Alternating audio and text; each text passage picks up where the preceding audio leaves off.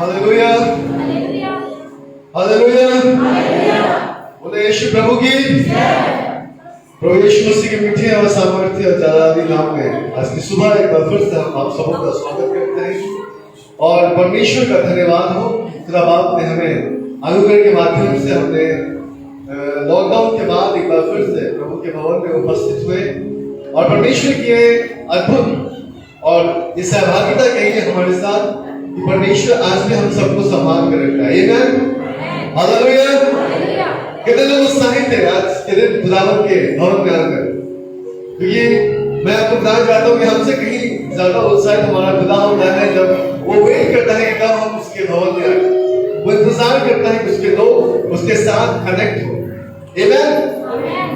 मैं फिर मैं आज आपको सच कहना चाहता हूँ कि मैं लगातार इन दिनों में देख रहा था कि कई लोग हैं, मतलब इस प्रकार के लोग हैं जो प्रभु में बहुत सामर्थ्य हैं और परमेश्वर के वचन को बहुत अच्छा से जानते हैं और परमेश्वर में प्रतिदिन बढ़ते जाते हैं। लेकिन इन दिनों में हम जब उनको देखते हैं तो ऐसा लगता है कि वो बैकस्लाइडर हो गया। बैकस्लाइडर का मतलब है कि पीछे हट गए और बहुत से ऐसे लोगों को मैं देखकर फील करता हूँ कि वो प्रभु की उपस्थिति से हट गए। क्यों? क्योंकि कहीं ना कहीं उनका संपर्क जो है वो परमेश्वर के साथ है। मैं एक उदाहरण आपको दे सकता हूं।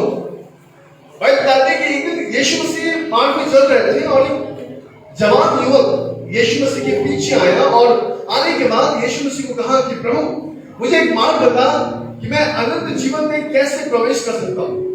यीशु मसीह को उससे व्यवस्था की सारी बातें बताई और कहा कि अगर तू अपने माता पिता की आज्ञा माने, परमेश्वर की उपासना करे और चोरी ना करे, व्यभिचार ना करे, झूठ ना बोले और ऐसे व्यवस्था की विधियों को तू अगर तू मानेगा तो अवश्य तू स्वर्ग राज में पाए जाए।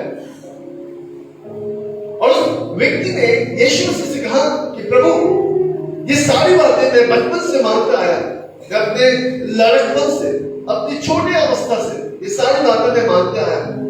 यीशु मसीह ने उसकी ओर देखा और उसे कहा जितना सब कुछ बेच कर मेरे पीछे हो। अब ध्यान दीजिएगा, वो व्यक्ति जो बचपन से लड़कपन से सारी बातें मानते आया था, लेकिन विद वन मोमेंट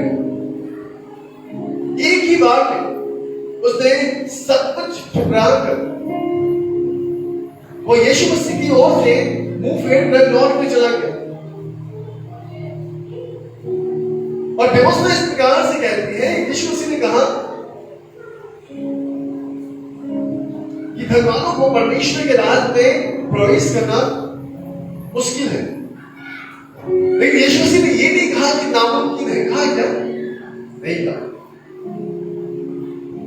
तो आज मैं आपको खुदा के कलाम से उत्साहित करना चाहता हूं और एक बात मैं आपको बताना चाहता हूं कि जो खुदावंत है वह हर कोई धनवान है। आमीन हालेलुया। क्योंकि यीशु उसके पास, और आप ध्यान दीजिए कि वो युवक जो यीशु के पास है वो लेकिन यीशु के साथ कनेक्ट नहीं हो पा रहा। और रीजन क्या था कि वो यीशु के साथ कनेक्ट नहीं हो पा रहा था? क्योंकि उसका मोह, उसका प्रेम यीशु मसीह के साथ नहीं, नहीं किसी और के साथ, संसारिक वस्तुओं से, संसारिक लालसाओं से। क्यों एक व्यक्ति जो अपने मन को फिरा कर यीशु मसीह के पास आता है, ध्यान दीजिएगा क्योंकि आप खुदा के कलाम से लिख रहे हैं। Hallelujah hallelujah. मैं चाहता हूं कि सब लोगों का ध्यान मेरी ओर हो, है ना?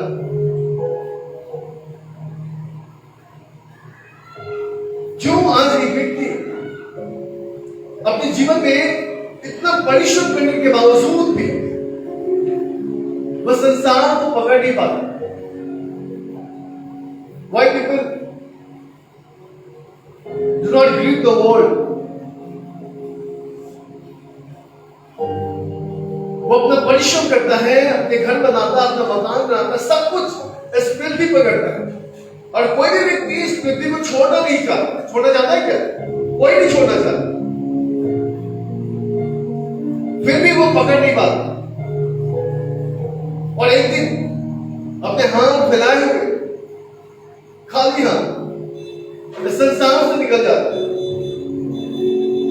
जो मैं आज आपको बताना चाहता हूं, याद रखिएगा, क्या बहुत आवश्यकता है इस मंडली को, इस कलीसिया को, क्योंकि ये कलीसिया लगातार यीशु मसीह के आने की बात जो रही है, और कहीं ना कहीं इस कलीसिया को खुदावंद के साथ रिकनेक्ट होने की जरूरत है, क्योंकि अभी भी हम खुदा के साथ रिकनेक्ट नहीं हो रहे। इसका मतलब यह है कि कहीं ना कहीं हमारा प्रेम यीशु मसीह के साथ नहीं, लेकिन हमारे आंतरिक वस्तुओं के साथ है, संसार की चीजों के साथ है। और संसार के चीजें जो है, ये संसार की बातें जो है, वो आपको परमेश्वर की उपस्थिति से हटा देती है। मैं एक व्यक्ति को आपके सामने रखना चाहता हूं, आप मेरे साथ निकाल सकते हैं यशायाह की किताब, उसके 6 अध्याय और उसके 1 पद से हम लोग पढ़ेंगे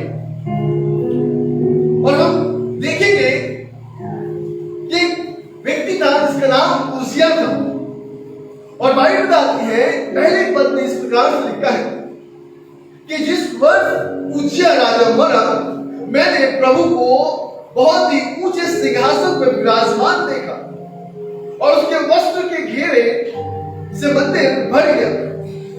उससे ऊंचे पर सराब दिखाई दी, उनके 6 पंख थे, 2 पंख से वे अपने मुंह को ढांकते थे और 2 से अपने पांव और 2 से उड़ रहे थे।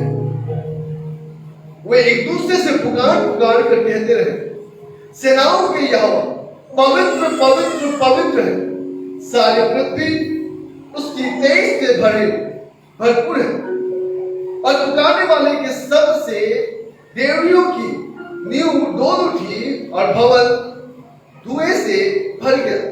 तब मैंने कहा, हाय हाय, मैं नष्ट हुआ, क्योंकि मैं अशुद्ध ओठ वाला मनुष्य हूँ और अशुद्ध ओठ वाले मनुष्य के बीच में रहता हूँ, क्योंकि मैंने सेनाओं की यहोवा महाराजा धीराज को अपनी आंखों से देखा है। अब मैं आपको एक बात बताना चाहता हूं, जो यशायाह नबी ये लिखते हैं कि जिस वर्ष उजिया मरा, क्या किसी के मरने से हम इतना आनंदित होते हैं?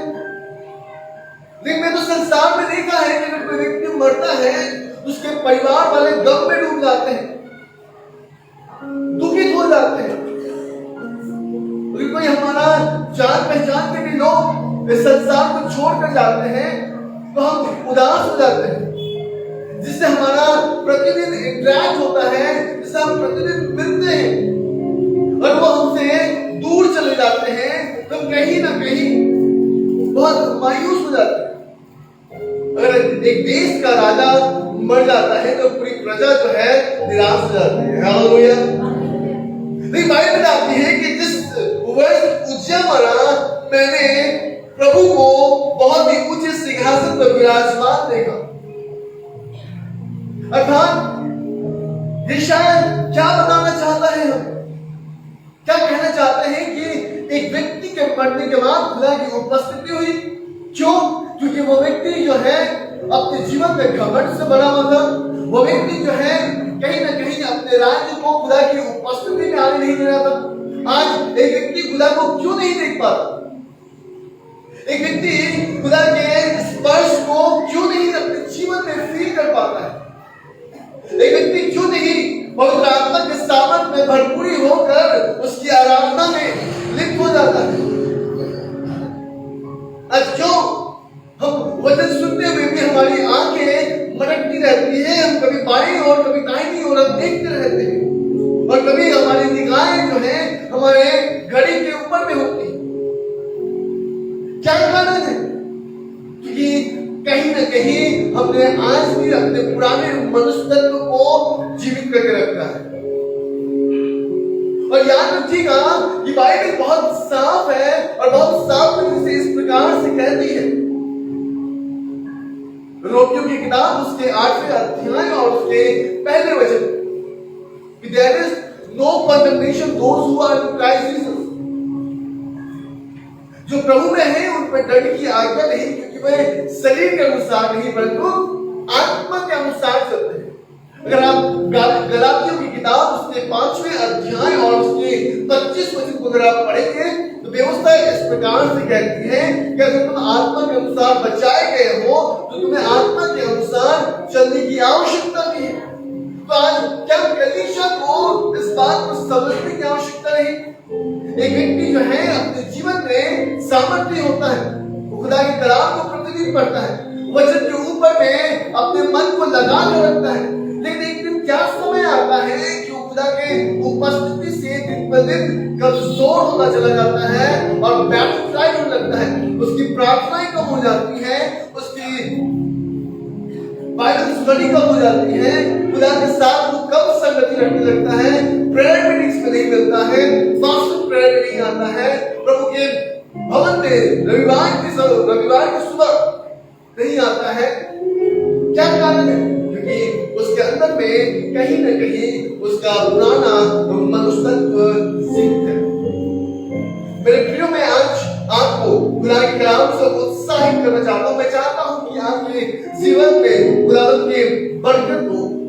बाइबल इस प्रकार से कहती है, अगर आप दूसरे कुरिन्थियों की किताब उसके 5वें अध्याय और उसके 17 वचन को अगर आप पढ़ेंगे, व्यवस्था इस प्रकार से कहती है कि जो कोई प्रभु में है वो नई सृष्टि है, पुरानी बातें बीत गई और सब कुछ नया हो गया।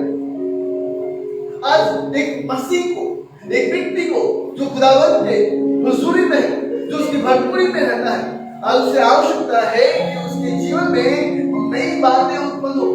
वो पुराने मनुष्यत्व को छोड़कर एक नया मनुष्यत्व को पहने, ताकि वो अपने खुदावंद के साथ कनेक्टेड रह सके।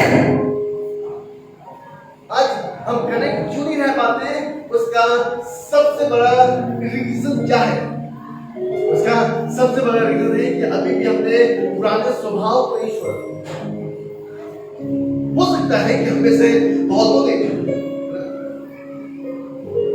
अपने ड्रिंकिंग हैबिट्स को छोड़ दिया हो, अपने एडिक्शन हैबिट को छोड़ दिया हो सकता है उनमें से बहुतों ने अपने पुराने मित्रों को छोड़ दिया हो, फ्रेंडशिप को छोड़ दिया हो।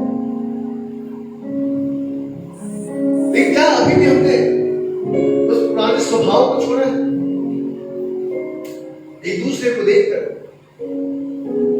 कंडेम करना, दोस्त लगाना, एक दूसरे के विपरीत बातें करना। मेरे प्रियो, आज जो हम निराशाओं की ओर है, जो हमें उस खुदावंद यीशु मसीह की ओर से हमें उस आशा को हम देख नहीं पाते, क्यों? आज वो वचन हमें उत्साहित नहीं करता, इसके द्वारा परमेश्वर के प्रेम रखने वालों के लिए खुदावंद रखता है। बाइबल इस प्रकार से कहती है, अगर हम पहला कुरिन्थियों की किताब उसके 2वें अध्याय उसके 9वें वचन को अगर आप पढ़ेंगे तो हमें परमेश्वर के वचन में बहुत साफ रीति से लिखा है कि जो बातें हमने नहीं देखी, जो बातें हमने नहीं सुनी और जिन बातों के विषय में हमने चित्त नहीं लगाया, परमेश्वर अपने प्रेम रखने वालों के प्रति, अपने प्रेम रखने वालों के लिए तैयार किए। आज की सुबह मैं चाहूंगा कि मेरी कलीसिया और आप में सभी में ऐसे लोग हैं जो भी उनका कनेक्शन परमेश्वर के साथ नहीं है, तो मैं अवश्य चाहूंगा कि आपका कनेक्टिविटी फिर से खुदा के साथ जुड़े। हालेलुया! आप फिर से खुदावंद के साथ रिकनेक्ट, क्योंकि अगर आप खुदावंद के साथ रिकनेक्ट ना होंगे तो मैं आपको बताना चाहता हूं कि आप खुदा के भवन में आते रहेंगे, लेकिन निराशाएं आपको घेरती रहेंगी। आप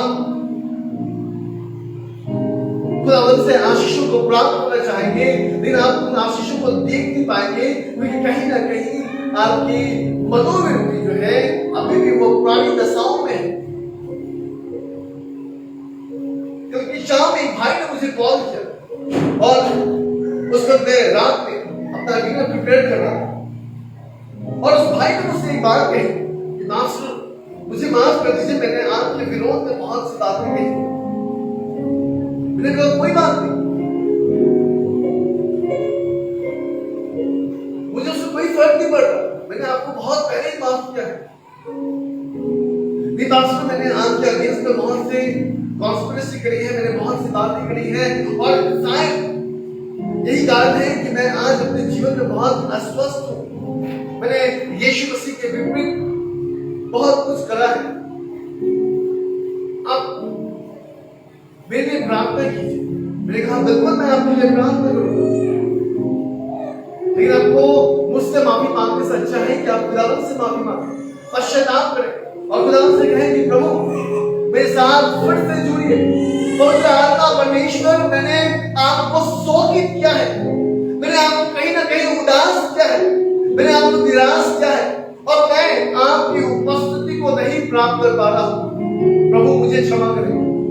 नीतिवचन की किताब इस प्रकार से कहती है, उसके 24वें अध्याय और उसके 16वां वचन को आप पढ़िएगा, और व्यवस्था बहुत साफ से इस बात को कहती है कि धरती जन अगर 7 बार गिरे तो वो उठकर खड़ा होगा, क्योंकि धरती चाहे 7 बार गिरे तो भी उठ खड़ा होगा, परंतु दुष्ट लोग विपत्ति में गिरकर पड़े ही रहते हैं। याद रखिए, बाइबल बताती है एक कलीसिया विश्वास के द्वारा ही स्थिर रहती है। और आप में से कितने लोगों ने इब्रानी की किताब को पढ़ा है? कितने लोगों ने पढ़ा इब्रानी की किताब? आपको पता है उसके 11 अध्याय और उसके 6वें वचन में इस प्रकार से लिखा है कि विश्वास बिना खुदा को प्रसन्न करना अनहोना है। और मैं आज आपको बताना चाहता हूं, आज इस कलीसिया को फिर से उस विश्वास के धार्मिकता के वस्त्र को पहनते हुए खुदावंद यीशु मसीह के साथ कहीं ना कहीं रिकनेक्ट होने की आवश्यकता है। आमेन, हालेलुया, बोलो यीशु मसीह खुदावंद की। मैं आज आपके सामने कुछ विषय रखूंगा, कुछ पॉइंट रखूंगा, ताकि आप इस बात को समझें कि आप खुदा के साथ रिकनेक्ट हो सकते हैं। कितने लोग चाहते हैं कि आज खुदा के साथ आप रिकनेक्ट हो? फिर से आप खुदा के साथ जुड़े, फिर से उस पवित्र आत्मा के अभिषेक को आप देखें, फिर से आप उस पवित्र आत्मा के सामर्थ्य में बढ़ जाए। तो मैं आज आपको बताना चाहता हूं कि बिल्कुल आप कर सकते हैं। जो बातें आज मैं आपके सामने रखना चाहता हूं, आज कहीं ना कहीं इस कलीसिया को आवश्यकता है कि उस बातों के ऊपर में मनन करें, और परमेश्वर अवश्य आपको गाढ़े अभिषेक से भरेगा। हालेलुया। आइए, तो पहला पॉइंट अगर आप लिखना चाहते हैं तो आप लिख सकते हैं, उन चीजों को पहचानो जो आपको और उसके बीच खड़ी।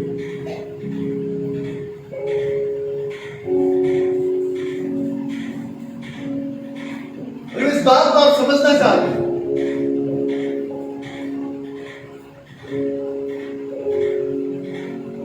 कि आपके और प्रभु यीशु मसीह के बीच में कोई खड़ा है, तो मैं आज आपको बताना चाहता हूं, आपको आवश्यकता है कि उन बातों को जो आपको और खुदावंद के बीच में आकर रोकती है, उसे आपको निकालने की आवश्यकता है।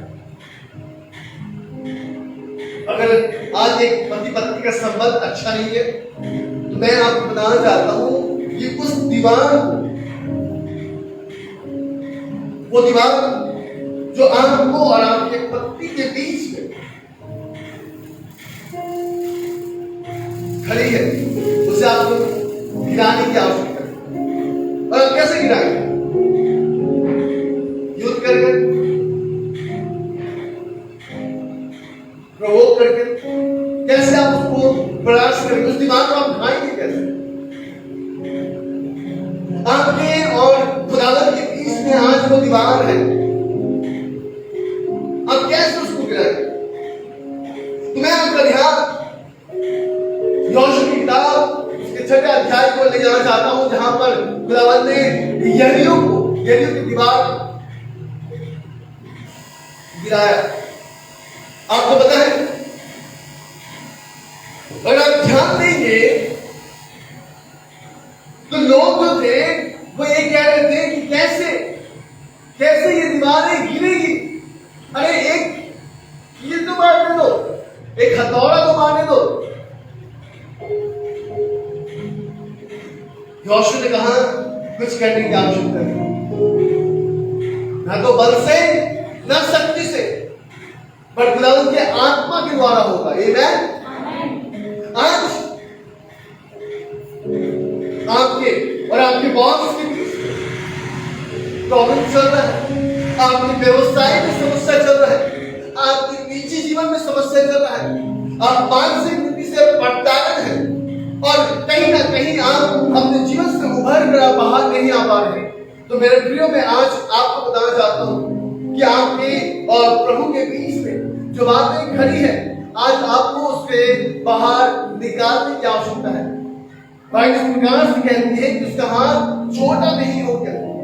आइए मेरे साथ पढ़िएगा यशायाह की किताब उसके 59 अध्याय और उसके पहले और दूसरे वचन, जहां पे व्यवस्था इस प्रकार से कहती है, सुनो यहोवा का हाथ ऐसा छोटा नहीं हो गया कि उद्धार न कर सके, न वो ऐसा बहरा हो गया है कि सुन सके, परंतु तुम्हारे अधर्म के कामों ने तुमको और तुम्हारे परमेश्वर से अलग कर दिया है, और तुम्हारे पाप के कारण उसका मुंह तुमसे ऐसा छिपा है वो नहीं सुनता।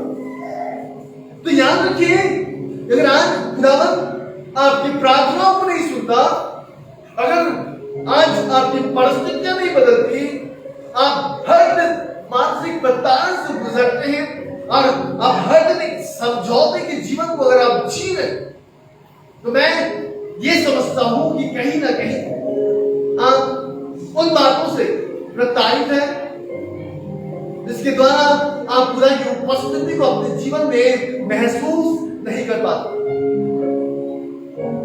और यही कारण है कि आपकी प्रार्थना का स्तर जो है वो घट चुका है, और यही कारण है कि आप खुदावंद की उपस्थिति को आप अपने जीवन में फील नहीं कर पाते,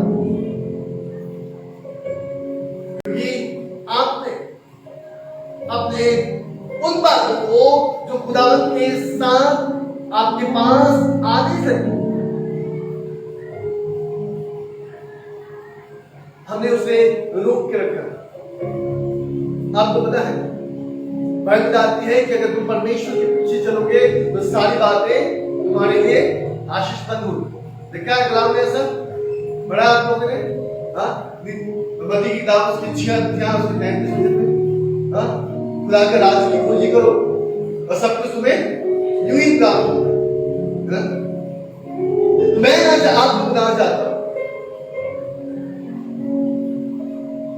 अगर आप में से कोई ये फील करता है कि आपकी प्रार्थना के समय घट रहे, आपकी बाइबल स्टडी की समय घट रही है, आप अपने जीवन में उन आशीषों को नहीं देख पा रहे जो आप पहले देखा करते थे, आपके परिवार में अभी मेल नहीं है, आप एक दूसरे के अगेंस्ट में बातचीत करते हैं, आप एक दूसरे को देखकर चिढ़ जाते हैं, तो मैं आज आपको बताना चाहता हूं कि आपके और मसीह के बीच में वो बातें खड़ी है जिसे आपको निकालने की आवश्यकता है। और वो बातें कौन सी है? बाइबल बताती है वो अधर्म की बातें हैं जो आपको खुदा के पास आने नहीं देता, क्योंकि खुदा का हाथ ना ऐसा छोटा नहीं है कि वो आपको छू ना सके, खुदा के हाथ ना, उसके कान ऐसे बहरे नहीं होंगे कि वो आपके बातों को सुन ना सके। और आज वो सुन नहीं पा रहा है और आज वो हमें स्पर्श नहीं कर पा रहा है, तो कहीं ना कहीं हमारा पुराना मनुष्य तत्व स्वभाव में फिर से जाग गया है और हम अभी भी खुदा के साथ जोड़ नहीं पाते। अब ध्यान दीजिएगा, बाइबल कहती है कि हम एक नई सृष्टि है, लेकिन हम नए लोगों के साथ मेल मिलाप रखते हैं क्या? मैं आज आपको बताना चाहता हूं कि जीवन से वो दिन जो 2003 21 सितंबर, जिस दिन मैंने खुदा के नाम से, पिता पुत्र पवित्र आत्मा के नाम से बपतिस्मा लिया, उस दिन से आज तक मैंने पीछे मुड़कर कभी नहीं देखा। मैंने हमेशा नई रिलेशनशिप बनाया है। मेरे पुराने कोई भी दोस्त नहीं, पुरानी कोई भी संगति नहीं, मैंने पुरानी कोई भी बातें अपने जीवन में नहीं रखा। मैंने सबसे पहले यीशु मसीह के साथ अपने रिलेशनशिप को कायम किया। और आपको पता है यही कारण है कि मैं अपने जीवन में निराश नहीं होता। यही कारण है कि मैं व्याकुलता में नहीं करता। कोई बात आने से मैं लड़खड़ा नहीं जाता। आज की सुबह मैं आपको खुदावंद के कलाम से बताना चाहता हूं, अगर ऐसे कोई अधर्म की बातें, पुरानी बातें आज भी है और आप छोड़ नहीं पा रहे हैं, चाहे वो कोई भी एडिक्शन हो, कोई भी बातें हो, कोई भी सोच क्यों ना हो, किसी भी प्रकार के पुरानी मानसिकताओं को आपने अभी भी पकड़ के रखा है और जिसकी वजह से आप परमेश्वर के साथ जुड़ नहीं सकते, मैं आज आपको उत्साहित करना चाहता हूं, क्या ये उस बोझ को खुदा के हाथों में सौंप दें। बाइबल कहती है, मैं परिश्रम करने वालों और बोझ से दबे हुए लोग मेरे पास आओ, मैं तुम्हें विश्राम दूंगा। परमेश्वर आपको उन बातों से राहत देने वाला है। आमीन।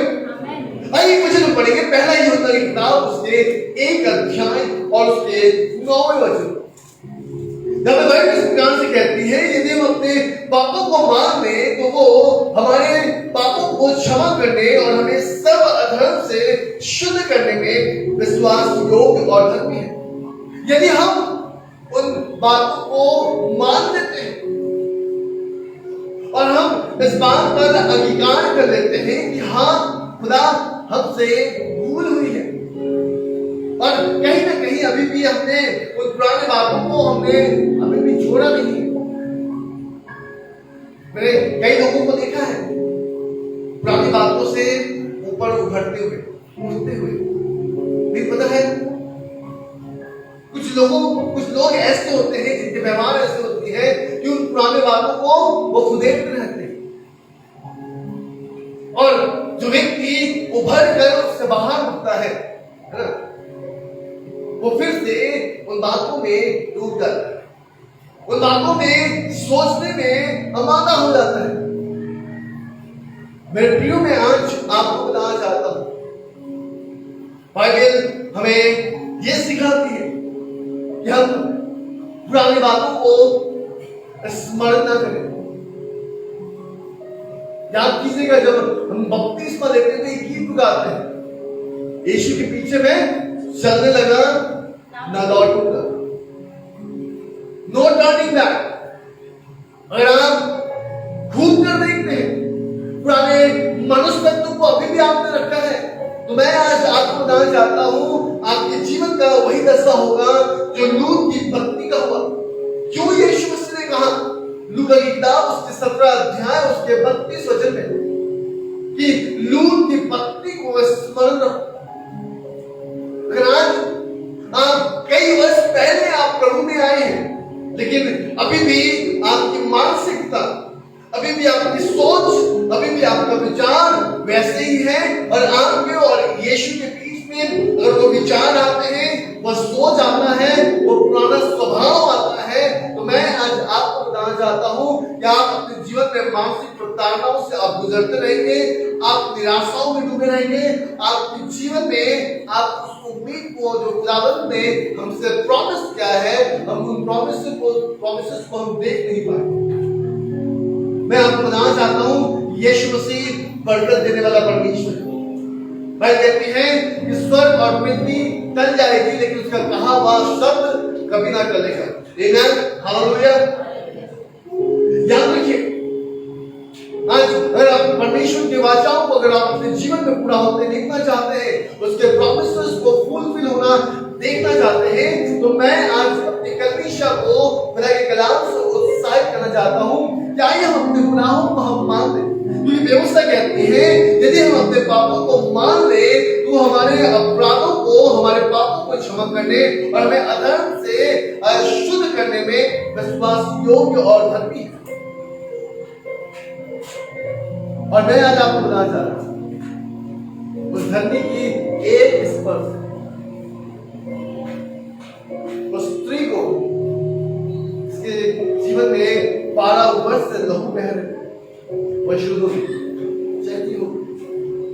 वो व्यक्ति जिसका नाम जक्कई था, वो न जाने जीवन में कितने लोगों को ठगा, कितने लोग उसके द्वारा प्रताड़ित हुए, कितने परिवार जंगल के द्वारा नष्ट हुए होंगे, कितने लोगों ने अपने आप को नष्ट कर लिया होगा, कितने परिवार उसके द्वारा मारे गए होंगे।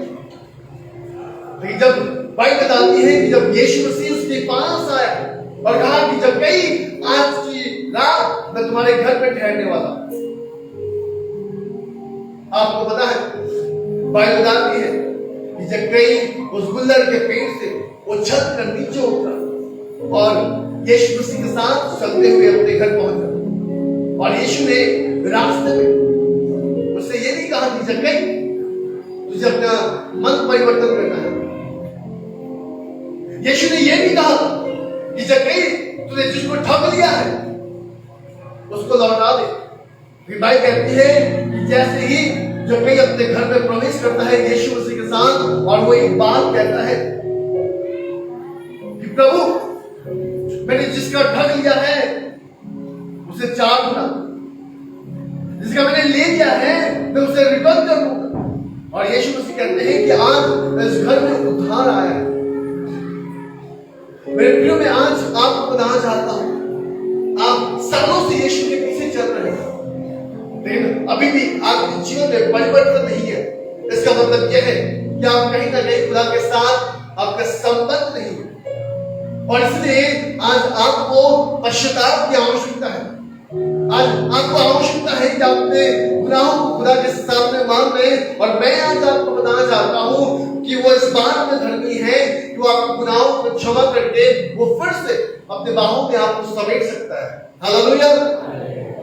मेरे प्रियो बाइबल बहुत स्पष्ट है और इस बात को कहती है। अगर आप पौलुस के पत्र इब्रानी की किताब को अगर आप पढ़ेंगे और उसके 12वें अध्याय और उसके पहले वचन और दूसरे वचन को आप पढ़ेंगे, वहां पे वचन इस प्रकार से कहता है कि इस कारण कि जब गवाहों का ऐसा बड़ा बादल हमको घिरे हुए है तो आओ हर एक रोकने वाली वस्तु और उलझाने वाले पाप को दूर करके वह दौड़ जिसे हमें दौड़ना है धीरज से हम दौड़े और उस विश्वास करता और सिद्ध करने वाले यीशु की ओर हम ताकते रहे, जिससे उस आनंद के लिए जो उसके आगे खड़ा है लज्जा की कुछ चिंता न करते हुए क्रूस का दुख सहा और सिंहासन पर परमेश्वर के दाहिने जा बैठा। पौलुस कहते हैं कि जब गवाहों का ऐसा बड़ा बादल हमें घेरे हुए है तो हर एक रोकने वाली वस्तु और उलझाने वाले पाप को दूर करके वह दौड़ जिसमें हमें दौड़ना है धीरज से हम दौड़े। स्मरण कीजिए कि कौन सी ऐसी बातें हैं जो आपको खुदा के भवन में आने से रोकता है।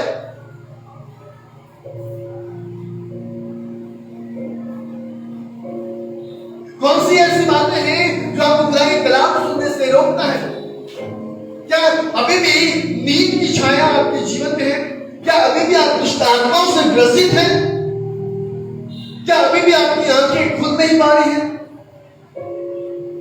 मेरे प्रिय मैं आपको सच कहना चाहता हूं, भाई कहते हैं कि विश्वास की करता और सिद्ध करने वाले यीशु की ओर ताकते रहो, जिससे उस आनंद के लिए जो उसके आगे धरा है लज्जा की कुछ चिंता न करके क्रूस का दुख सहा और सिंहासन पर परमेश्वर के दाहिनी ओर जा बैठा।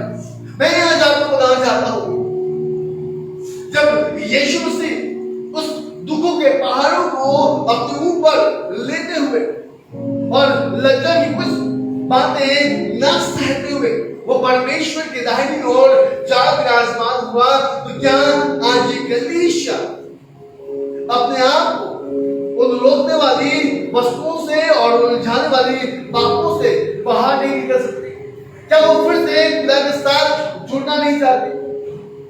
बाइबल कहती है कि आज इस कलीसिया को धीरज से दौड़ने की आवश्यकता है। मेरे प्रियो याद रखिएगा कि आज आपके बीच में और यीशु मसीह के बीच में अगर धन आता है, घमंड आता है, या ऐसी वस्तुएं जो आपको खुदा के पास आने से रोकती है, तो मैं आज आपको बताना चाहता हूं, याद रखिए कि परमेश्वर कलाम इस प्रकार से कहता है कि उसके कान छोटे नहीं हुए, माफ कीजिए, उसके हाथ छोटे नहीं हुए और उसके कान बहरे नहीं हुए कि वो सुन ना सके और आपको छू ना सके। लेकिन आज कहीं ना कहीं हमारे अधर्म, हमारे अपराध, हमारे गुनाह और हमारी बुरी मानसिकता की वजह से खुदा हमारे जीवन में बरकत नहीं दे पाता और हम खुदा की उपस्थिति को फील नहीं कर पाते। आज आप में से हर व्यक्ति उस पवित्र आत्मा के सामर्थ्य से भरना चाहता है, उस पवित्र आत्मा के अभिषेक से भरना चाहता है। तो मैं आज आपको खुदा के कलाम से उत्साहित करना चाहता हूं कि आपके और खुदावंत के बीच में हर एक रोकने वाली वस्तु और उलझाने वाले पापों को आपको उससे बाहर निकलने की आवश्यकता है। याद रखिए, जब मैं खुदा में आया, खुदा की उपस्थिति में आया, मुझे बहुत से ऐसे लोग थे जो मुझे खुदा की उपस्थिति में आने से रोकते थे, और पता है मैं उनको छोड़ते हुए खुदा की उपस्थिति में बढ़ता चला। मैंने पीछे मुड़कर नहीं देखा, मैंने कभी किसी रिलेशन को इंपॉर्टेंट नहीं दिया। अगर मैंने अपने जीवन में किसी को महत्व दिया है, वह है खुदावंत यीशु मसीह। और मेरे प्रियो, मैं आज आपको बताना चाहता हूं, व्यवस्था बताती है, अगर आप मत्ती की किताब को अगर आप खोलेंगे और उसके 10वें अध्याय को आप पढ़िएगा, मैं लास्ट थर्सडे को जब मैं विचार कर रहा था रिलेशनशिप के विषय में, तो मैं अपनी कलीसिया को बता रहा था 34 पद में वहां पर लिखा है 10 अध्याय 34 स्क्रिप्चर्स में, ये ना समझो कि मैं पृथ्वी पर मिलाप कराने आया हूं, मैं मिलाप कराने नहीं पर तलवार चलाने आया हूं। मैं आया हूं कि मनुष्य को उसके पिता से, बेटी को उसके मां से और बहू को उसके सास से अलग करो। मनुष्य के बैरी उसके घर ही के लोग होंगे। जो माता या पिता को मुझसे अधिक प्रिय जानता है वो मेरे योग्य नहीं, और जो बेटा या बेटी मुझसे अधिक प्रिय जानता है वो मेरे योग्य नहीं। और जो अपना क्रूस उठाकर मेरे पीछे ना चले वो मेरे योग्य नहीं। जो अपने प्राण बचाता है वो उसे खोएगा, और जो अपने प्राण को खोता है वो उसे पाएगा। मैं आज आपको बताना चाहता हूं, हर एक रोकने वाली, हर एक उलझाने वाली, हर एक प्रकार के बंधन जो आपको खुदा के पास आने से रोकते हैं, और कहीं ना कहीं आवश्यकता है आपको क्या अपने जीवन से उसे बाहर निकाले। या व्यवस्था क्या कहती है, मैं अपना ध्यान थोड़ा उधर ले जाना चाहता हूं। व्यवस्था इस प्रकार से कहती है कि जो लोग मेरे पास नहीं आते मैं उनसे ईर्ष्या करता हूं। और मैं आपको सच कहना चाहता हूं, अगर आप पुराने नियम की किताब को अगर आप पढ़ेंगे, वहां पे लिखा है कि परमेश्वर ईर्ष्या करने वाला परमेश्वर है। क्योंकि अगर आपका संबंध प्रभु से ज्यादा किसी और से है तो खुदा ईर्ष्या करता है। याद वो प्रेमी है, उसका एक और पहलू भी है। तो आज मैं आपको चाहता हूं कि आज मेरी कलीसिया जो है खुदावंत के साथ फिर से रिकनेक्ट हो, क्योंकि खुदावंत आने वाले हैं। खुदावंत उन दिनों में यीशु मसीह किसके लिए आए थे? पापियों के लिए आए, लेकिन अब केवल वो आएगा धर्मियों से। और इसीलिए तो पहला यूहन्ना उसका 1 अध्याय उसके 9 वचन में लिखा है, यदि हम अपने पापों को मान लें तो वो हमारे पापों को क्षमा करने और सब अधर्म से शुद्ध करने में विश्वास योग्य और धर्मी है। क्योंकि अगर उसने हमारे पापों को क्षमा कर दिया तो आज हम धर्मी कहलाएंगे। और याद रखिए, वो धर्मियों के लिए आएगा, ना कि पापियों के लिए।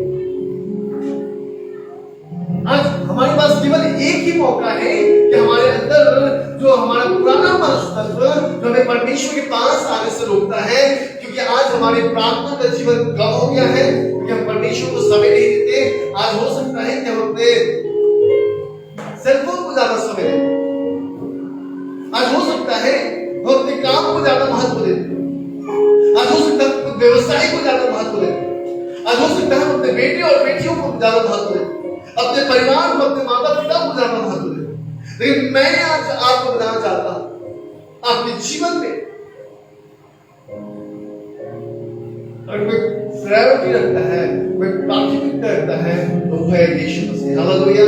लास्ट संडे मैंने प्रचार किया था, और क्या टॉपिक था, कौन बताएगा? Planning without God. अगर आपकी युक्तियों में, आपकी योजनाओं में अगर खुदावन नहीं है, वो युक्तियां कभी सफल नहीं हो पाएगी। और मैं आज आपको बताना चाहता हूं कि अगर आज आपके जीवन से और यीशु मसीह के बीच में रोकने वाली और उलझाने वाली बातें, अगर आप उसे दूर नहीं करें, मैं आज आपको बताना चाहता हूं कि आप उन बरकतों को नहीं देख पाएंगे। बहुत लोग मुझसे कहते हैं कि पास्टर जी, मैं जो चाहते मुझे बहुत प्रॉब्लम होता है, फाइनेंस की बहुत प्रॉब्लम है। मैं आपको बताना चाहता हूँ, अगर खुदा के भवन में आपको आने में, उसकी उपस्थिति में आने में प्रॉब्लम है, तो आपको हर जगह में प्रॉब्लम है। पता, मैंने अपने जीवन में जब मैं जॉब नहीं करता था, मैंने बहुत कुछ फेस किया, लेकिन मैंने कभी नहीं खुदा को कहा कि प्रभु मुझे जो है आपके भवन में आने से कोई वस्तु रोक सकता। पता है, जो लोग रोकते थे मुझे, उनके सोते हुए मैं घर से बाहर निकल जाता। मुझे 7 बजे बस पकड़ना पड़ता था और मैं 5 बजे घर से बाहर निकल जाता ताकि मैं खुदा के भवन में जाऊं। मैं आपको बताना चाहता हूं, कहती है दूसरा तिमोथी की किताब उसके 4 अध्याय उसके 7 बजे पढ़े,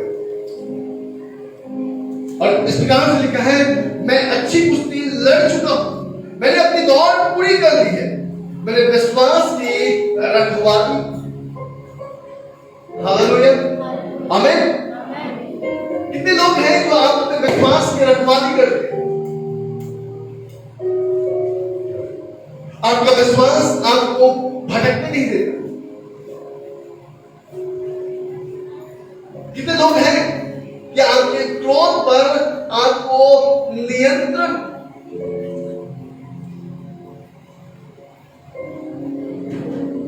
रखता है? कितने लोग हैं ऐसे? पौलुस कहते हैं कि मैंने अच्छी कुश्ती लड़ चुकी है, मैंने अपनी दौड़ पूरी कर ली है, मैं विश्वास की रखवाली की है।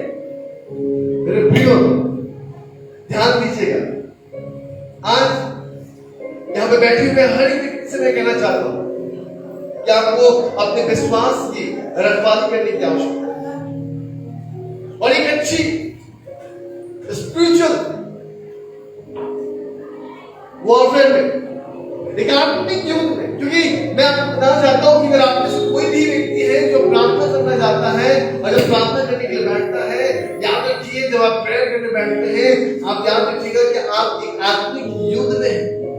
और मैं आपको बताना चाहता हूं, जब आप इस मनसा से आप बैठेंगे, आपके सामने खड़ा हुआ दुष्ट नष्ट हो जाएगा।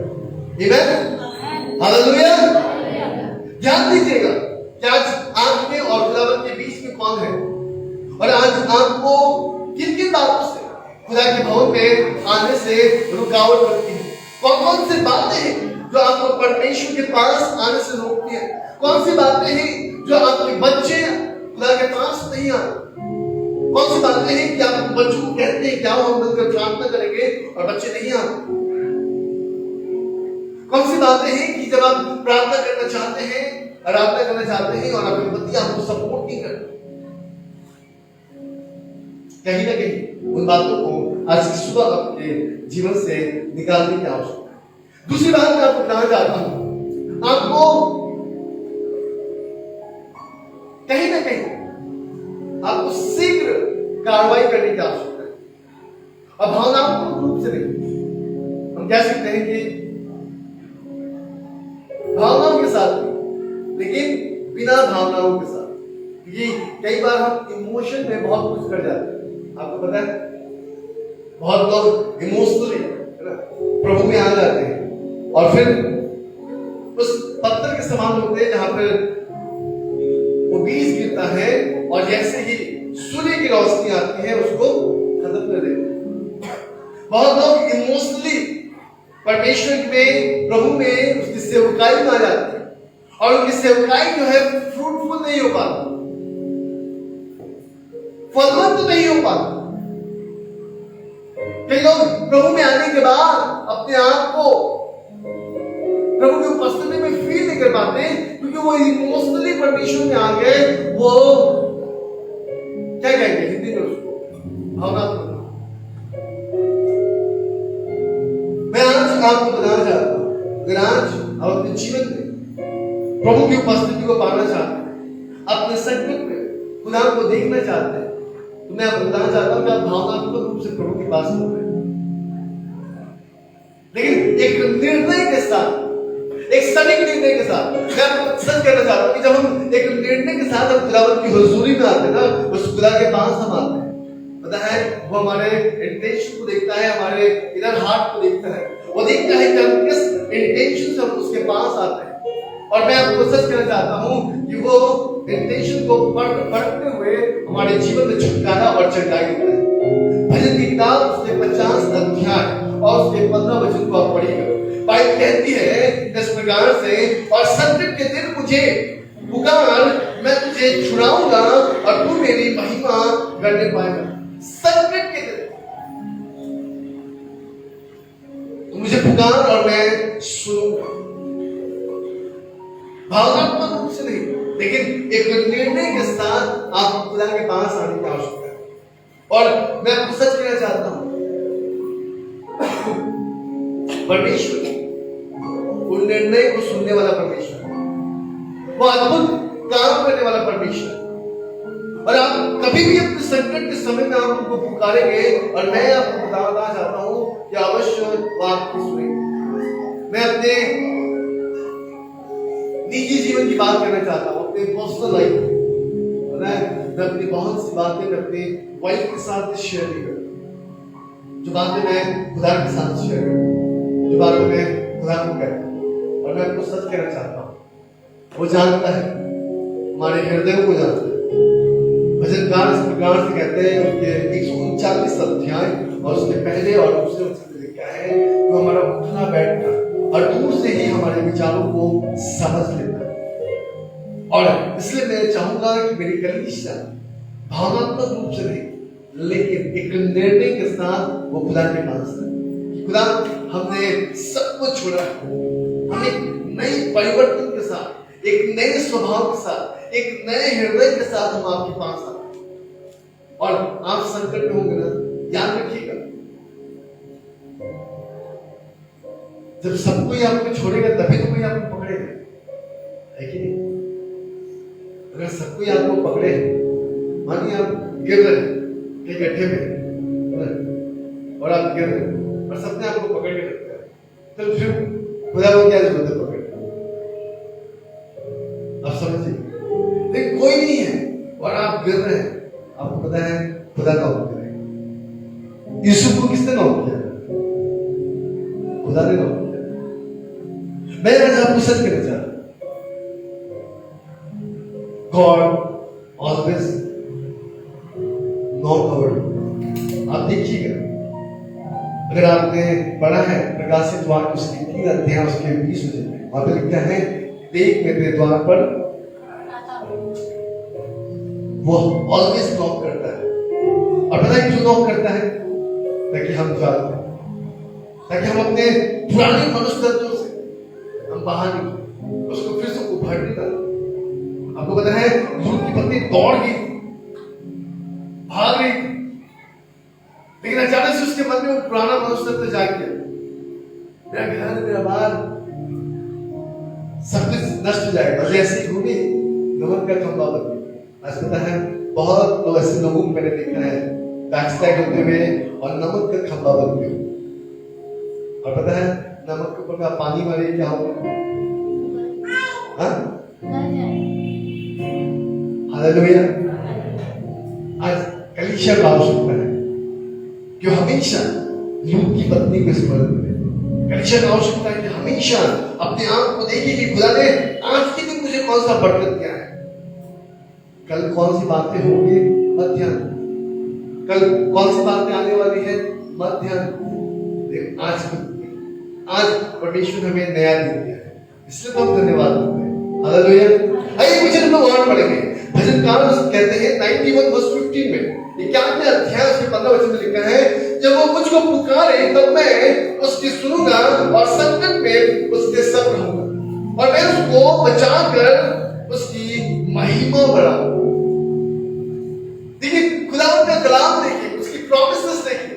कहते हैं कि जब वो पुकारेंगे तब मैं उनकी सुनूंगा और संकट में होंगे उनके संग रहूंगा, मैं छोड़ूंगा नहीं। यही तो खुदा का ब्यूटी है, यही तो खुदा की खूबसूरती है। संकटों में भी हमें छोड़ता नहीं, त्यागता नहीं, लेकिन वो संकटों में भी हमारे साथ रहता है। और व्यवस्था इस प्रकार से कहती है कि मैं उसको बचाकर उसकी महिमा बढ़ाऊंगा। अगर आप खुदा की महिमा करेंगे ना, आपकी महिमा अपने आप बढ़ जाएगी। पता है क्यों? क्योंकि हर कहते हैं कि मैं उसके संग रहूं। अब देखिए बहुत लोग नेताओं के पीछे घूमना चाहते हैं, है ना? पता है क्या? उनके पीछे रहने से ही मेरा नाम हो। आप देखिएगा जब सेलिब्रिटीज लोग के इंटरव्यूज होते हैं ना, तो अगल बगल से लोग झांकते हैं। मैं सेलिब्रिटी के पीछे में था। अब क्रिकेट ग्राउंड में देखिएगा लोग इतना हल्ला क्यों मजा आता है, कैमरा की ओर फोकस करते हैं ना, और जैसे कैमरा को देखते हैं पूरा चिल्लाने लगते हैं, अपनी नौटंकियां चालू कर देते हैं। पता है क्यों? लोग पहचाने, रिकॉग्नाइज करें। और मैं आपको बताना चाहता हूँ, दुनिया आपको ऐसे ही पहचाने जब आप खुदा के उपस्थिति में आए। आप संकट में पुकारेंगे और वो सुनेगा और वो आपके साथ रहेगा। और बाइबल कहती है कि जब वो आपके साथ रहेंगे तो ऑटोमेटिक आपकी महिमा बढ़ती जाएगी, ऑटोमेटिक आपका तेज बढ़ती जाएगा, ऑटोमेटिक आपकी सामर्थ बढ़ती जाएगी। याद रखिए बाइबल बताती है कि जब मूसा के साथ खुदा जाता था, और पता है मूसा किसी से बात नहीं करता था। आपने देखा कभी मंत्री से बात करते हुए, सैनिक से बात करते हुए, लेकिन उसने फिरौन से बात करता। मेरे प्रिय में आज आपको बताया जाता हूं,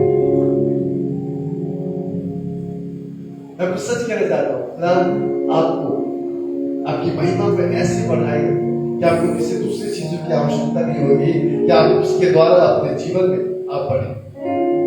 याद रखिएगा हर एक बातें छूटते चली जाएगी। आप तो देखिएगा आप अपने जीवन में बहुत धन कमाए होंगे, लेकिन आप में से कितने लोगों ने हैं जो उसको पकड़ के रखा है?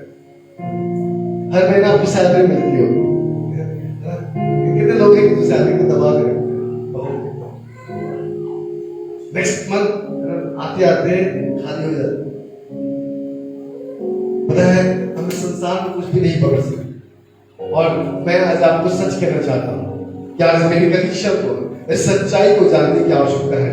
जकरिया की किताब खोलिएगा, उसका 13वां अध्याय और उसके 9वें वचन में जाएंगे, और बाइबल इस प्रकार से कहती है, उस तिहाई को मैं आग में डालकर ऐसा निर्मल करूंगा जैसा रूपा निर्मल किया जाता है, और ऐसा जांचूंगा जैसे सोना जांचता। वह मुझसे प्रार्थना क्या करेंगे और मैं उनकी सुनूंगा। मैं उनके विषय में कहूंगा ये मेरी प्रजा है, और वे मेरे विषय में कहेंगे यहोवा मेरा परमेश्वर। देवता बताती है तू ऐसा निर्मल रूप करेगा, ऐसा हमें जांचेगा कि जिस प्रकार से सोना जांचता है। सोना कैसे जांचता है?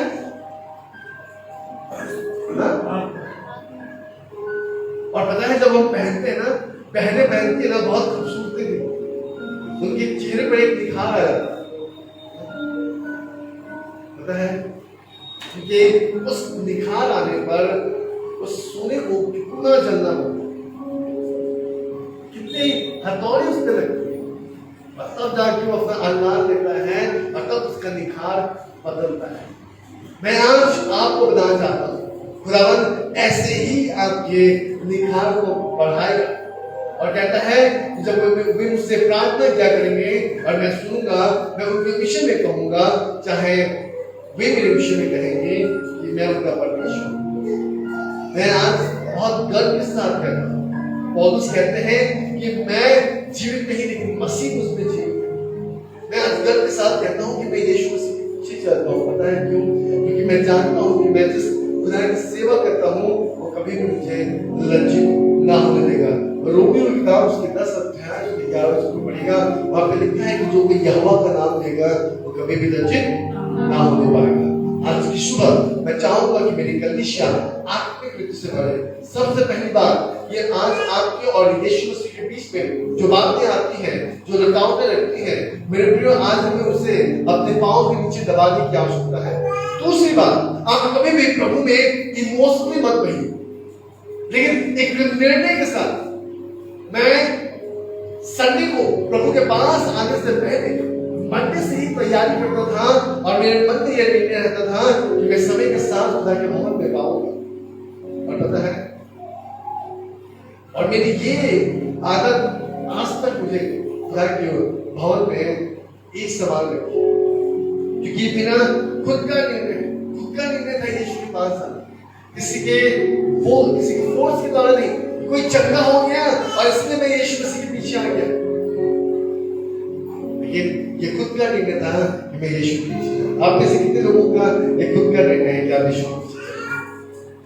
कितने लोगों का हाथ नहीं दिखे? हालेलुया, बोले यीशु प्रभु की।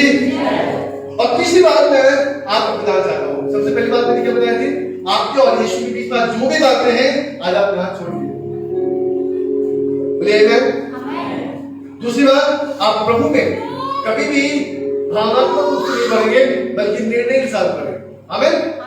तीसरी बात मैं आपको बताना चाहता हूँ कि आपके जीवन में उन चीजों को या लोगों से भरे जो आपको परमेश्वर के साथ चलने में उत्साहित करता है, आप उनके साथ रहने दो। आपको अपने जीवन में ऐसे लोगों को पकड़ने की आवश्यकता है जो परमेश्वर में चलने में आपको उत्साहित करते हैं। आपको ऐसे लोगों के हाथ थामने की आवश्यकता है। और ध्यान, बहुत से झूठे भविष्यवक्ता भी निकल पड़े। यूहन्ना पहला यूहन्ना उसके 4 अध्याय और उसके पहले वचन में लिखा है कि हर आत्मा के प्रति भी ना करो। मैं आज आपको बताना चाहता हूं, अपने जीवन में उन चीजों को या उन लोगों को भरे जो आपको खुदावंत में उत्साहित करते हैं, एनकरेज करते हैं, कभी तो उनसे दूर मत जाइए। जो आपको एनकरेज करते हैं, मैं आज आपको बताना चाहता हूं, आशीष उन्हीं के द्वारा आपके जीवन में है। आमीन। आइए कुछ और पढ़ेंगे। नीति वचन की किताब उसके 13 अध्याय और उसके 20वें वचन। अब वहां पे लिखा है कि बुद्धिमान की संगति कर, तब तो बुद्धिमान हो जाएगा, परंतु मूर्ख की साथी नष्ट हो जाएगा। जो बुद्धिमान की संगति करता है उसे बुद्धि प्राप्त होती है। आप देखिएगा, एक अच्छा लड़का है लेकिन वो बुरी संगति में चला जाता है, क्या होता है? माँ बाप अच्छा परवरिश देता है ना, और चाहता है कि मेरा बेटा कुछ करे, लेकिन अचानक से कुछ दिनों बाद जब माँ काम में चली जाती है, पापा काम में चले जाते हैं, दोनों ऑफिस चले जाते हैं, और बेटा जो है गली के लोगों के साथ, मोहल्ले के लोगों के साथ मिलने लगता है, और दिन ब दिन उसके स्वभाव, उसके आचरण जो है बिगड़ने लगते हैं। क्यों? लड़का तो बुद्धिमान था, पढ़ने में बहुत तेज था, अपने जीवन के लक्ष्य में आगे बढ़ने वाला था, लेकिन अचानक से उसकी ऐसी दशा क्यों हो गई? क्योंकि उसने ऐसे लोगों के साथ, ऐसे मित्रों को संगति में बना दिया था, जिसकी वजह से उसके जीवन की दशा ऐसी हो गई। मैं आज आपको बताना चाहता हूँ, बाइबल बहुत स्पष्ट रूप से इस बात को कहती है, एक व्यक्ति को जो विश्वास में है, उसे विश्वासियों के साथ संगति करनी चाहिए। पता उससे क्या होगा? आप और सामर्थ्य। आने वाले संडे में मैं मेल मिलाप के विषय में विचार करूँ और मैं बताऊँ कि आज कहीं ना कहीं आज हमारे अंदर में इसकी घटी है। और मैं आपको सच कहना चाहता हूँ, मेरी संगति उन्हीं के साथ है जो मुझे हमेशा वचन में उत्साहित करते हैं। आप देखिएगा, अगर आप मेरे सोशल मीडिया पे होंगे, चाहे इंस्टाग्राम में या फेसबुक पे, आप अगर मुझे फॉलो करते होंगे तो आप देखिएगा कि मेरे वॉल पर कोई अलग पोस्ट नहीं मिलता, मिलता है क्या? पता है, मैं उन लोगों को फॉलो करता हूँ वचन से मैं उत्साहित होता हूँ। मैं उन दासों को फॉलो करता हूँ, मैं उन टीचर्स को फॉलो करता हूँ जो मुझे प्रतिदिन इंकरेज करता है। आपने कभी भी मेरे स्टेटस पे या मेरे फेसबुक पोस्ट पे आपने कभी भी सांसारिक पोस्ट में देखा होगा या कोई ऐसी बातें आपने नहीं देखा होगा कि मैंने पोस्ट किया है, लेकिन मैं हमेशा जिन बातों से उत्साहित होता हूँ मैं हमेशा वैसे ही पोस्ट करता हूँ। और मैं केवल एक कारण, बाइबल इस प्रकार से कहती है कि आज हमें आवश्यकता है कि हम अपने जीवन में उन लोगों के साथ संगति रखें जो हमें आत्मिक रूप से बढ़ा सकता है। आमीन, हालेलुया। और पता है हमें कौन बढ़ा सकता है? आज कलीसिया को आवश्यकता है जो पवित्र आत्मा के साथ संगति रखे। आज लोगों को आवश्यकता है कि प्रभु के दासों के साथ एक दूसरे के साथ संगति रखें, एक दूसरे के साथ मेल मिलाप रखें। पहला कुरिन्थियों की किताब उसके 15 अध्याय और उसके 33 वचन में लिखा है, धोखा न खाना पूरी संगति अच्छे चरित्र को बिगाड़ देती है। तो मैं आज आपको बताना चाहता हूँ, याद रखिएगा कि आज आपको कैसा व्यवहार करना है और कैसी संगति रखने की आवश्यकता है, क्योंकि 34 वचन में लिखा है कि धार्मिकता के लिए जाग उठो और पाप न करो, जो कि कितने ऐसे हैं जो परमेश्वर को नहीं जानते। मैं तुम्हें लज्जित करने के लिए यह कहता हूँ। कितने साफ से पौलुस कहते हैं कि मैं तुम्हें ये लज्जित करने के लिए कहता हूँ। आज इस कलीसिया को धार्मिकता के लिए जाग उठने की आवश्यकता है। आज इस कलीसिया को पाप नहीं करने की आवश्यकता है, क्योंकि पाप को वो पुराने नशा में क्या करते थे, है ना? अब आप कर सकते हैं क्या? मन में आने से पहले भी आपको बचने की जरूरत है। और बाइबल इस प्रकार से कहती है कि कितने ऐसे हैं जो परमेश्वर को नहीं जानते अभी भी। इसलिए तो मैं कह रहा हूं कि आपके और खुदा के बीच में जो बातें हैं उसे पसंद आती है।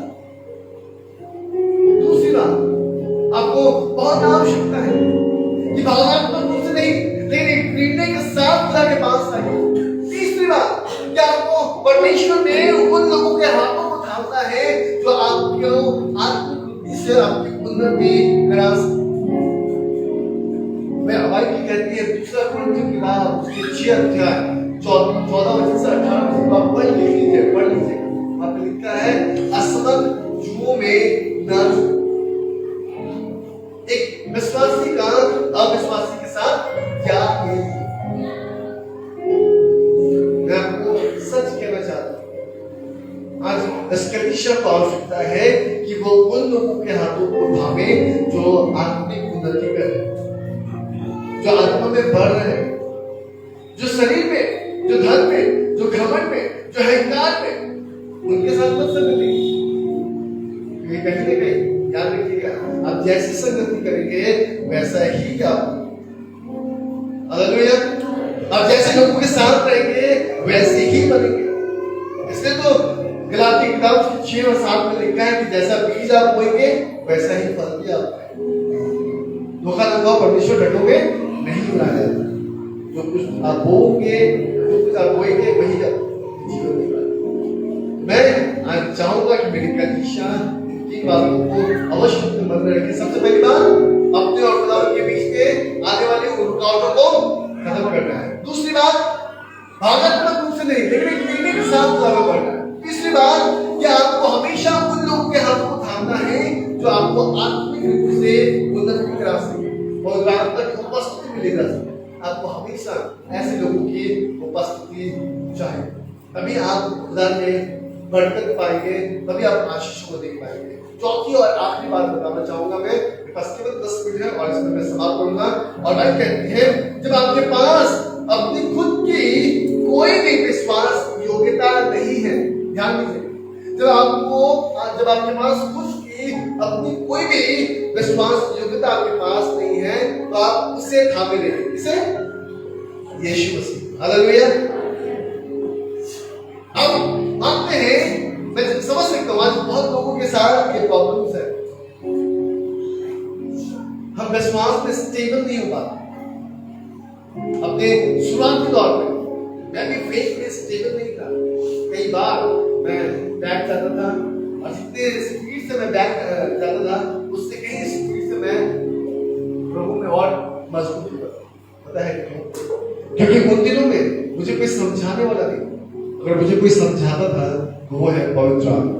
और मैं आज आपको बताना चाहता हूं कि अगर आप में से यहाँ पर बैठे हुआ कोई भी व्यक्ति है जो ये समझता है यदि आप विश्वास घाती भी है तो भी आप विश्वसनीय होकर आप प्रभु में बने रहे। एक वचन हम पढ़ेंगे, दूसरा तिमोथी की किताब उसके 2 अध्याय और उसके 13वें वचन में पढ़ेंगे। बहन पढ़ने में सहन करें। यदि हम विश्वासी भी हो, यदि हम अविश्वासी भी हो, यदि हम विश्वासघाती भी हो, तो भी यह विश्वास योग्य बना रहता है, तो भी वह विश्वास योग्य बना रहता है। और इसलिए मेरे प्रियो, मैं आज आपको कहना चाहता हूं कि अगर आपके पास अपनी खुद की विश्वास योग्यता नहीं है, आप अपने विश्वास को खुदा में खड़े नहीं रह सकते, फिर भी यीशु को आप पकड़े नहीं। मैं अपने एक टिप देना चाहता हूं। जब मैं छोटा था और दिनों में पढ़ाई के साथ मेरा ज्यादा मेल जोल नहीं था, मैं पढ़ाई से बहुत भागता था, तो डैडी जो है वो हमेशा पिटाई लगाते थे। लेकिन मुझे ये कहते थे, अच्छा बेटा तुझे पढ़ना तुझे पसंद नहीं है, एक काम कर, किताब खोल और उसको पलटता पेज पलटता। और पता है मैं किताब खोल कर कई बार सोचते रहता मन में बहुत मुझे ऐसे डैडी आते थे, किताब को पलटता पेज पलटता दिखाने की कोशिश करता था कि मैं पढ़ रहा हूं। और पता है ऐसे ही पढ़ते पढ़ते मेरे अंदर में पढ़ने की इच्छा जागी। और पता है उसके बाद मैं उस किताब को, जब भी मैं कोई किताब लेता था, मेरे पास मेरे घर पर आइएगा बहुत सी किताब आती थी, और पता है मैं बैठ कर किताबें पढ़ने लगा और मुझे पढ़ना बहुत अच्छा लगा और मैं पढ़ाई की ओर आकर्षित होने लगा। और मैं उधर जैसे ही पढ़ने लगा, और मैं आपको सच कहना चाहता हूँ कि उस विश्वास योग्यता के रूप में जब मैं किताब खोल कर पढ़ने लगा और किताब मुझे अपनी ओर खींचने लगी, मैं आज आपको बताना चाहता हूँ, अगर आपकी विश्वास योग्यता में अभी भी आपकी कमी है, कोई प्रॉब्लम नहीं, कोई बात, आप खुदावंद में स्थिर रहिए। आपसे गलतियां होती हैं, अब तुरंत खुदा के पास आएंगे और प्रभु को कहिए कि प्रभु मैंने गलती की है, मैंने सोच में गलती की है, प्रभु मैंने विचार में गलती की है, मैंने अपने अधर्म से आपको दुखित किया है। मैं आपको बताना चाहता हूँ वो आपको क्षमा करने में सक्षम है, वो विश्वास योग्य है। और मैं आपको बताना चाहता हूँ कि एक दिन आएगा कि आप उसके विश्वास योग्यता में खड़े होकर आप इस बात की गवाही देंगे कि मैं विश्वास योग्य नहीं था, लेकिन खुदा ने मेरे विश्वास योग्यता को बढ़ाया और मेरे जीवन में आशीर्वाद किया। हालेलुया, बोले यीशु प्रभु की जय। मेरे प्रियो, मैं आज आपको खुदा के कलाम से बरकत देना चाहता हूँ। मैं चाहता हूँ कि मेरे गलीशा जो है सामर्थ्य हो। बाइबल इस प्रकार से कहती है कि वहां पे लिखा है 2 कोरिन्थियों 2 अध्याय 13 वचन में, यदि हम विश्वासघाती भी हैं तो भी वो विश्वास योग्य बना रहता है, क्योंकि वो आप अपना इनकार नहीं कर सकते। वो कभी भी अपना इनकार नहीं कर सकता। याद रखिए, उसने जो कह दिया वो पूरा होगा। उसकी हर एक बातें जब तक पूरी ना हो जाए, बाइबल कहती है आकाश और पृथ्वी भी टलेंगे, उसकी हर एक बात पूरी होगी। इस बाइबल में लिखे हुए हर एक शब्द जब तक पूरा नहीं होगा, याद रखिएगा, ये पृथ्वी नष्ट नहीं होगी।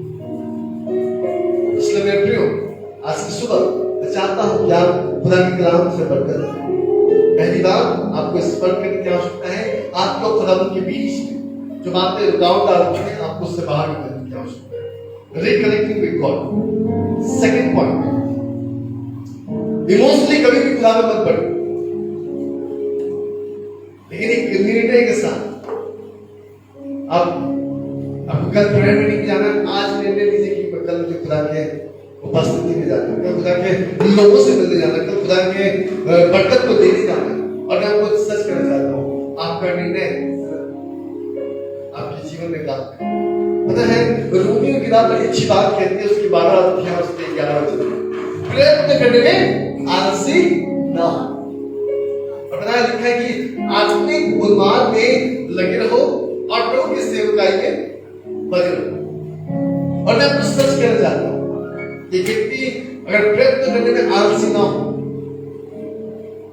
और वो एक ऐसी संगति रखे जो लोगों को उत्साहित करता है, जो पवित्र आत्मा में लेके चलता है, तो मैं आज आपको बताना चाहता हूं कि आपके जीवन में आप बरकतों को देखें। और अगर आपके विश्वास योग्यता भी नहीं है तो भी खुदावंद आपके लिए विश्वास योग्य है। एक वचन और पढ़ेंगे, फिर हम लोग समाप्त करेंगे। नंबर्स की किताब उसके 29 अध्याय और उसके 13वें वचन को पढ़ेंगे। वहां पर लिखा है, परमेश्वर मनुष्य नहीं कि वो झूठ बोले, और ना वो आदमी है, ना वो आदमी है कि अपनी इच्छा बदले। क्या जो कुछ उसने उससे कहा है, क्या वो वचन देकर पूरा ना करेगा?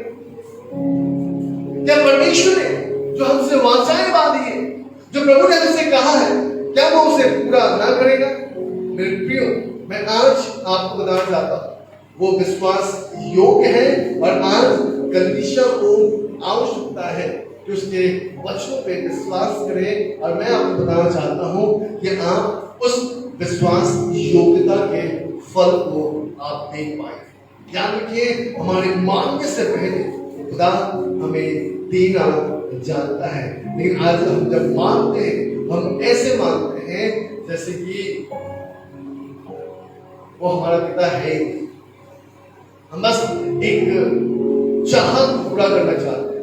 खुदा मुझे ये चाहत है, मेरी चाहत को पूरा करो। और मैं आपको बताना चाहता हूँ, आप अपने डैडी के पास भी जाएंगे ना, अपने घर पे मम्मी के पास जाएंगे ना, बोलेंगे मैं ये चाहता हूँ, मुझे कार चाहिए, मुझे बाइक चाहिए, बोलेंगे पता है क्यों बोलते ना? बहुत लोग कहते हैं, पापा मुझे ये फोन चाहिए, पापा मुझे वो चाहिए। पापा कहते मुझे एक पैसे की कीमत पता नहीं है। मैं आज आपको बताना चाहता हूँ, आज सचमुच हमारी कलीसिया को चाहिए, लेकिन आज आप विश्वास योग्य नहीं है तो भी खुदा विश्वास योग्य है। वो आदमी नहीं कि झूठ बोले, वो खुदावन है, वो ईश्वर है। मैं कहती हूँ स्वर्ग और पृथ्वी का परमेश्वर, उसने जो कह दिया वो कह दिया। आमीन। आइए सब लोग आंखों को बंद करें, वैसे हम प्रार्थना में जाएंगे। हालेलुया, थैंक यू जीसस, धन्यवाद यीशु, धन्यवाद। Hallelujah, thank you Jesus, thank you Jesus, धन्यवाद यीशु। योग्यता से बढ़ के दिया मैं अपनी दया से, तूने मुझे योग्यता से बढ़ के दिया है, अपनी दया से तूने मुझे मांगने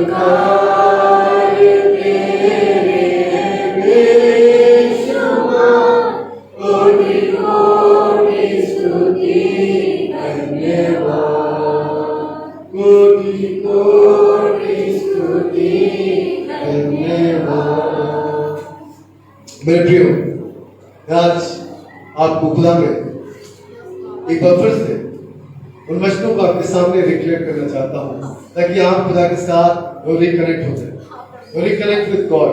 क्योंकि बाइबल बहुत साफ रीति से इस प्रकार से कहती है कि आज आपके और खुदावन के बीच में अगर कोई ऐसी बातें हैं जो रुकावट लाती हैं, जो आपको पाप में उलझा देती है, आइए आज उन पापों को, उन रुकावटों को हम दूर करें। आइए आज हम खुदा में भावनात्मक रूप से नहीं, लेकिन एक निर्णय के साथ करें। आइए हम उन हाथों को हम थाम लें जो हमें आत्मिक रीति से उन्नति दिलाती है। आइए हम उन विश्वासयोग्यता की, अविश्वासयोग्यता की बातों को हम छोड़कर हम प्रभु यीशु में, खुदावन में, उस विश्वास योग्यता में हम खड़े हो जाए, ताकि वो हमारे विश्वास को बढ़ाए। हालेलुया, थैंक यू लॉर्ड, धन्यवाद यीशु, हालेलुया, धन्यवाद, धन्यवाद मेरे महान सामर्थ्य अनुग्रहकारी परमेश्वर। ओ प्रभु, हम आपकी स्तुति महिमा करते हैं, हम आपकी प्रशंसा करते हैं पिता। ओ प्रभु, हम जब पिता इस संसार में हम आए नहीं थे प्रभु, उससे पहले परमेश्वर आपने हमारे लिए योजना बनाया प्रभु। हमारे माँ के गर्भ में आने से पहले प्रभु आपने हम पे चिन्ह लगाया परमेश्वर, ताकि प्रभु हम आप में प्रभु इन दिनों में परमेश्वर आपके उस अनुग्रह के सिंहासन के, स्वयं सिंहासन के समूह हम आकर आपकी महिमा करने पाए। पिता परमेश्वर, आज भी प्रभु हमारे जीवन में बहुत सी ऐसी बातें हैं प्रभु जिसको हमने प्रभु अपने जीवन से निकाल नहीं पाए प्रभु। हम पुराने मनुष्य तत्व में हैं प्रभु जी। पिता परमेश्वर, प्रभु पुरानी बातों को हमारे जीवन से निकाल फेंकिए प्रभु जी, और ताकि परमेश्वर हम आप में और सामर्थ्य होने पाए प्रभु। हम आपके स्पर्श को अपने जीवन में हम देख सके प्रभु जी, हम देख सके पवित्र आत्मा कि प्रभु हम आपके सामर्थ्य, आपकी गहराई में हम दिन ब दिन बढ़ जाए प्रभु जी। पिता परमेश्वर, प्रार्थना करते हैं प्रभु, वो प्रभु हमारे भावनात्मा की बातों को हमारे जीवन से निकाल बाहर कीजिए प्रभु।